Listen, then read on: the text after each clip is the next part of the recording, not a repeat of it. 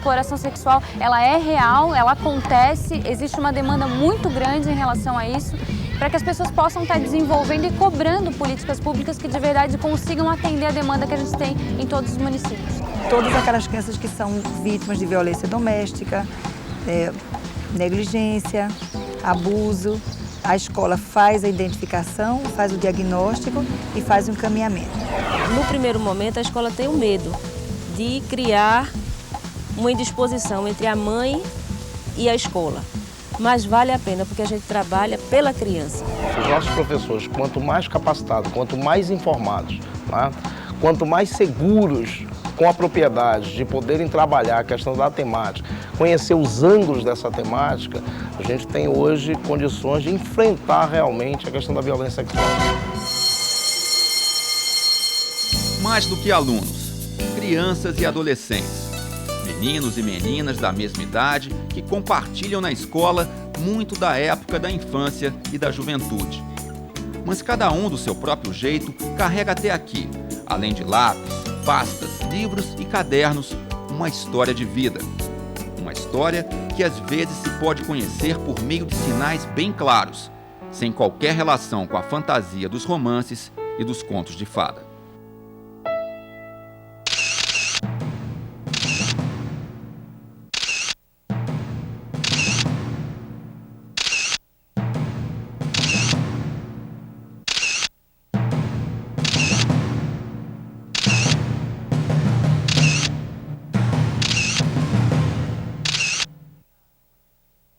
Se a criança está uma criança esperta, inteligente, de uma hora para outra ela muda o comportamento dela. Ora ela está triste, ora ela está agressiva, o rendimento dela escolar baixa.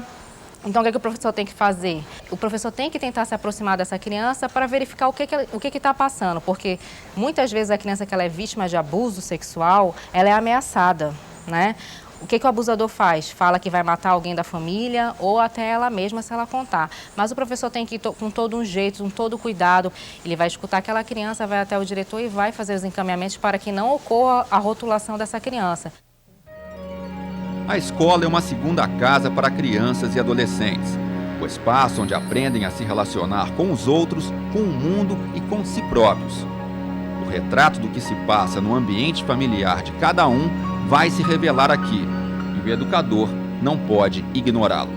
A gente sempre orienta os professores a estabelecerem uma relação afetiva e de confiança com os alunos, principalmente os menores. E a partir dessa relação de confiança, o aluno se sente seguro a comentar o que acontece com ele. Bem, como é que ele vai perceber isso aí? Se ele tem um trabalho de informação, de orientação dentro da escola, ele vai perceber que uma criança mudou de comportamento. Então, quando ela muda de comportamento, ele tem que se aproximar da criança, não de forma investigativa, mas se aproximar mesmo, para que a criança conte para ele o que está acontecendo. E quando esse professor percebe, ouvir a criança e perceber o que ele tem que fazer? Encaminhar para o conselho tutelar. Abordar assunto tão delicado como a violência é uma tarefa difícil. Por isso, converse com toda a privacidade. Escute com atenção, sem interrupções. Não faça críticas nem duvide. Faça o mínimo de perguntas e adote uma linguagem simples e clara.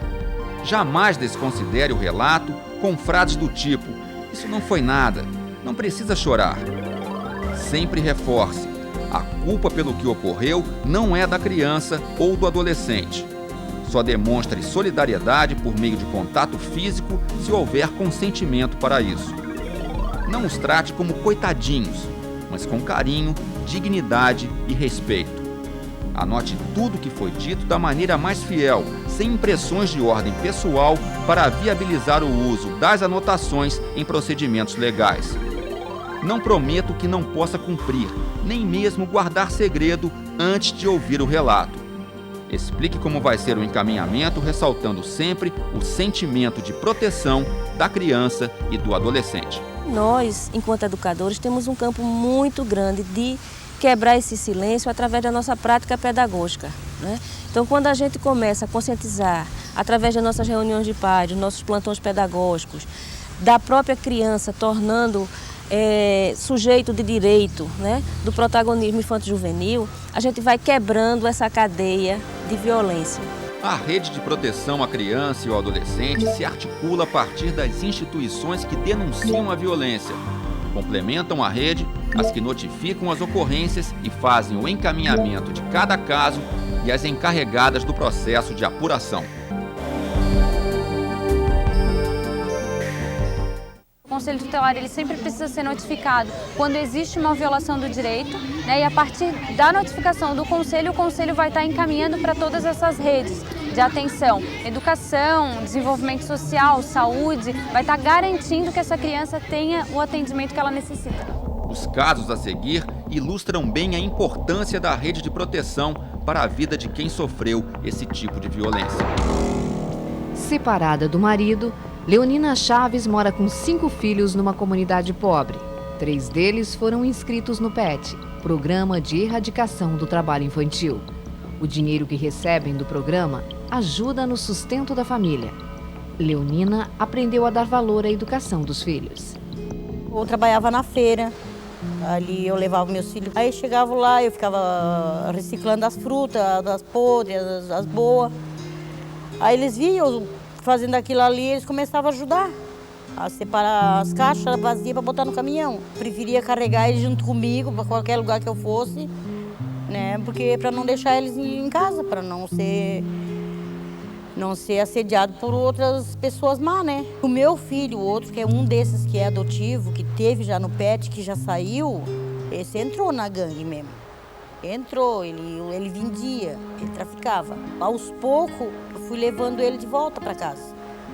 E graças a Deus ele saiu numa boa. Agora já está vivendo com uma menina, tem uma filhinha com 3 anos. Trabalhar assim, não está trabalhando ainda, né? Mas sempre ele se vira. Eles também estão construindo casa, o outro também está pagando aluguel, o outro mora na serraria também, já depende da sogra para morar. Agora, atualmente, eu tenho 5 filhos em casa. Eu não vou contar com eles agora, porque agora eles são de menor, eles são criança ainda. Eu não tenho que exigir nada deles, eu tenho que exigir deles agora o estudo. Porque todo dia eles saem para a escola, eu digo, ó, esse aqui é o futuro de vocês mais tarde. Primeiro é o estudo, né? Depois o serviço. Na adolescência, D sofreu com o assédio sexual do próprio pai. Hoje, aos 50 anos, trabalha numa escola da periferia de um grande centro urbano. Lá participa do programa Escola que Protege e ajuda crianças e adolescentes que enfrentam situações semelhantes. Meu pai, quando chegou uma certa época, eu estava para 13 para 14 anos, ele bebia, chegava em casa altas horas, estava dormindo com meus irmãos, que era eu e mais 6 irmãos. Ele chegava a altas horas, aí vinha me alisar. Me acordava várias vezes de madrugada assustada, com ele me sediando, né? Não chegou a me violentar, porque sempre eu corria, eu sempre me defendia com meus irmãos. Quando eu estava com meus 14 anos, eu arranjei um namorado. Ele foi e botou a faca em cima de mim, no meu pescoço, para me matar. Porque ele não estava admitindo que eu arranjasse namorado, porque a tensão que ele tinha era muito grande em mim. O que é que eu fiz? Antes de 16 anos eu fugi de casa. Eu fiquei grávida da minha primeira filha. Aí tive que voltar para dentro de casa, que eu discuti na casa da sogra. Aí voltei para dentro de casa. Eu grávida mesmo da minha mais velha, ele queria sempre ia para casa final de semana. Ele nunca ia, depois que eu passei, que eu fui morar lá, ele passou o final de semana e ir para lá. Aí ele chegava, ele deitava no chão e fazia eu me sentar no chão, para querer me alisar. Mas nisso eu já alertava meus irmãos quando ele chegava. Aí meus irmãos sempre estavam rodeando, estavam sempre dentro de casa, sempre. E ele querendo. E eu não tinha proteção, nem de mãe, nem de família, principalmente de escola. Aí eu queria que vocês pudessem ajudar isso, fosse uma força para ajudar essas meninas que passam por isso. Que é um trauma muito grande. Ele morreu e eu guardei isso comigo há muitos anos. Jota integra um grupo de mães e pais de uma organização não governamental, o Centro de Defesa da Criança e do Adolescente, SEDECA. Ela faz um trabalho de prevenção contra a violência sexual que já atingiu diretamente sua própria família. Ela tinha 8 anos, quando houve, digamos, ter o conhecimento do fato. Quando ela relatou tudo para minha mãe e meus irmãos, tudo, do que estava acontecendo, descreveu as coisas que ele fazia, né? Ela então chegou até a mim, em particular me chamou. Falou, minha mãe, ele me estrupou. O fato de minha filha ter me dito, automaticamente não tinha outra forma. Se ela me falou, era verdade. Como no meio dos meus familiares tem policial, levou ele para a delegacia. Como foi até aquele conflito, veio o sentimento de culpa, veio a acusação dos meus familiares achando que eu fui conivente. O medo dela era exatamente isso, de se encontrar com ele, por ele ser o pai do meu filho, de se encontrar com ele. Então eu fiz todo o esquema que impedisse qualquer tipo de contato posterior. Apesar de ser uma pessoa que é o pai do meu filho, mas também foi uma questão que também foi trabalhada. Meu filho também teve um acompanhamento aqui no SADEC, foi importante ter esse acompanhamento para ele poder ter essa noção, né, do que o pai dele fez com a irmã dele. Então também atingiu a ele, assim como atingiu todos os meus familiares. Ela com 13 anos, na 8ª série, nunca perdeu de série, uma criança uma adolescente muito esforçada, tem muitos projetos bonitos pela frente, continua, né? Nada disso abateu ela. A única coisa de eu amenizar a minha angústia, a minha dor, é avisando outras pessoas, pedindo que estejam atentas com outras pessoas, de eu estar trabalhando, articulando, preste atenção, olhe isso, por que seu filho mudou de comportamento, por que ele está muito calado, por que ele está violento, né? Por que ele fica com medo, né? Por quê? Quer dizer, essa questão de buscar sempre saber olhar e observar o filho. O padrasto da menina foi condenado a 16 anos e 3 meses em regime fechado, mas recorreu da sentença e ainda está em liberdade. R, 12 anos, é atendida pelo programa Sentinela, um conjunto de ações sociais dirigidas a crianças, adolescentes e famílias envolvidas com a violência sexual. Eu gosto de ficar aqui porque aqui eu me sinto protegido, porque eu estava lá na rua.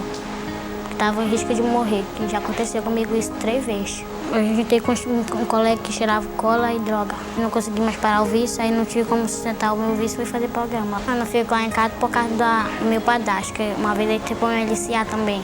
Ele me jogou lá em cima da cama, aí ele me enforcou. A mamãe não queria acreditar em mim. A mamãe pensava que era mentira minha. Aí tava até com uma marquinha de pescoço em mim, que ele deixou. Por isso que eu não gosto de ficar lá em casa. O meu sonho é aprender a ler, por causa que quando eu saí da escola, foi por causa de um homem lá da escola. Aí eu saí da escola, por causa que ele me humilhava muito por causa da minha doença que eu tive. É por isso que eu saí de lá. Ela tem um problema sério com as marcas que ela tem no corpo, que ela teve uma meningite que deixou marcas na pele dela. Ela sofre uma discriminação terrível, né? Isso machuca muito mais do que o abuso que ela sofreu, vinha sofrendo, os vários abusos. Nós sugerimos ao juiz que ela ficasse no centro de referência, né, devido aos encaminhamentos anteriores que ela não cumpriu, que ela ficasse no centro de referência até o abrigamento. R pode ficar no abrigo pelo período máximo de 1 ano. Depois, se não puder voltar para casa, será encaminhada a uma família substituta.